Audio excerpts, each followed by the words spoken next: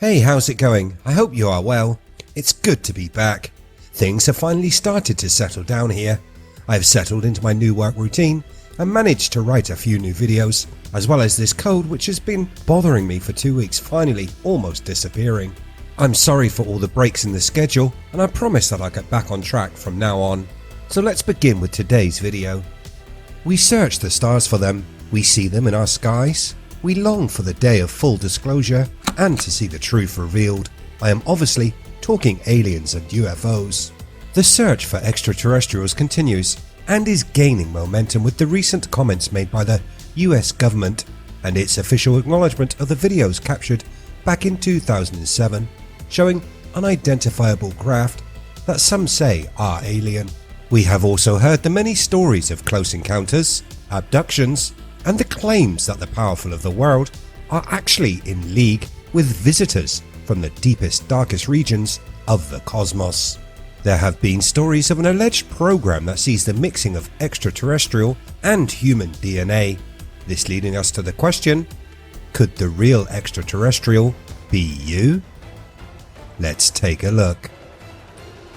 Welcome to IF, videos on history, mystery, and the strange. Hit that subscribe button and ring the bell so you never miss a video again. So, could your genetic code prove you are at least in part alien? As said in the introduction, there have long been legends of humanity's genetic ties to a species from the stars. The claims may sound outlandish, but recently science has said the idea could be true. The dual questions of who are we and why are we here have long been pondered by philosophers and theologians over the many centuries of human history. Books tell of the legends of the Anunnaki, and the biblical story of creation says we are created in the image of another. Are we descendants of a race that arrived on this planet thousands of years ago? History being peppered with tales about our genetic code originating with otherworldly beings. This may go some way in explaining why many people have the feeling that they don't really belong. Could this perhaps be because Earth, at least in part, is not entirely their home planet? Maybe science can help us find an answer. The Human Genome Project has mapped the genetic code for our species. This revealed that a whopping 97% of this code is what is called junk DNA. In genetics, the term junk DNA refers to the regions of DNA that are non-coding. DNA contains instructions, coding, that are used to create proteins in the cell.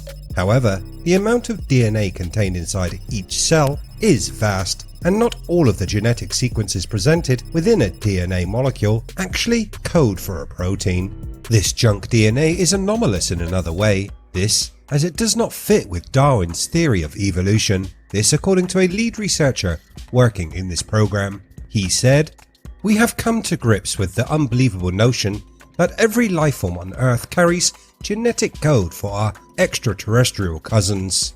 Our hypothesis is that a higher extraterrestrial lifeform was engaged in creating new life and planting it on various planets. Earth is just one of them."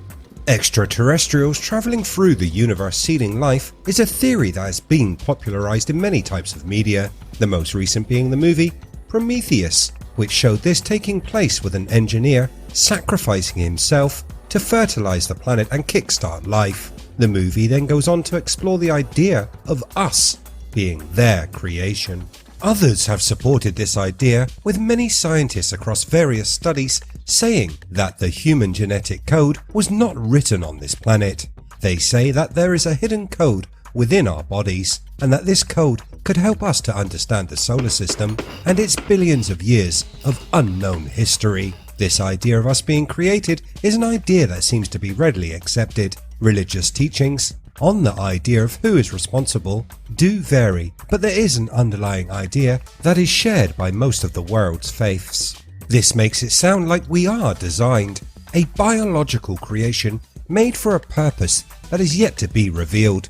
The curiosity we have as a species helping us to find answers and yet more questions. This is an idea that is becoming ever more commonplace, with a large and fast growing number of people who feel they are in connection with this alien DNA. Those that possess this genetic link to the stars have a range of names: indigos, star seeds, star people, and more. The name does not really matter. Where do they think they are from would be a more important question. This then may lead you to ask, how do I know if I am one of these people? What traits would I show? And how could I know if my friends and family are part extraterrestrial too? A list of characteristics has been widely published. The more you can check off the list, the higher the likelihood is that you have ties to an alien designer and maybe you are part of their project for this planet.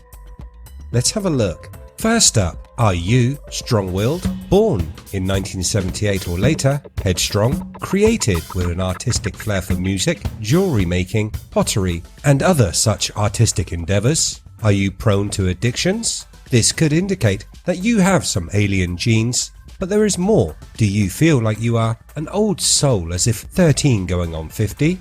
Are you intuitive or psychic, possibly with a history of seeing angels or deceased people? An isolationist either through aggression or being introverted, independent and proud, possessing a deep desire to help the world? Do you drift between low self-esteem and grandiosity, bore easily, or have been diagnosed as having ADD or ADHD? Are you prone to insomnia, restless sleep, nightmares, or difficulty in falling asleep? Have a history of depression, and a longing for real deep and lasting friendships? And lastly, find it easy to bond with plants or animals.